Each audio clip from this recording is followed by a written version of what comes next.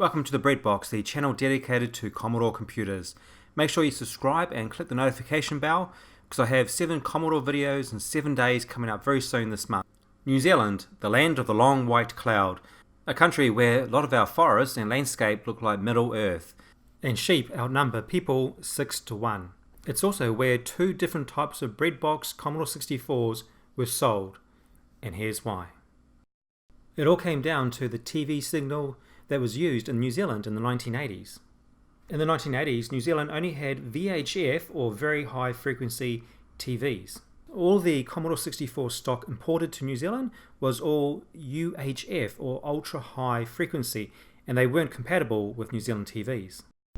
And to make things a little bit more complicated, New Zealand had not one but 2 Breadbox Commodore 64 distributors. And they both tackled the problem in 2 different ways, and that's what we're going to look at in this video. And here they are. Here are the 2 Breadbox Commodore 64s. Externally, they're identical. This one was distributed by Fountain Marketing, who distributed these into department stores like Farmers, and this one was distributed by Commodore Computers New Zealand Limited. The only way you can tell there's some sort of difference between these 2 computers is this sticker, which tells us that this Commodore 64 needs an external modulator. This is the Commodore 64 that was distributed by Fountain Marketing. The one distributed by Commodore Computers New Zealand Limited did not need an external modulator. Let's open them up and find out what the internal difference was. And we'll start with the Commodore 64 from Commodore Computers New Zealand Limited. I've removed the 3 external screws, and you open up the Commodore 64 from the front, remove the 2 cables. This is of course the keyboard cable, and we want to remove the whole board, so we'll get rid of this RF shielding first of all. There's 7 screws you need to undo in the Breadbox Commodore 64, and we'll remove that RF shielding, which is cardboard with a metallic coating over it. And all of this got built-in dead fly. Now we have the main board out. We'll put that aside and we'll open up the other Breadbox. And just as a reminder, this is the Commodore 64 from Fountain Marketing. Okay, so everything looks pretty much exactly the same, doesn't it? But the difference is actually underneath the main board. So we'll get rid of this RF shield as well.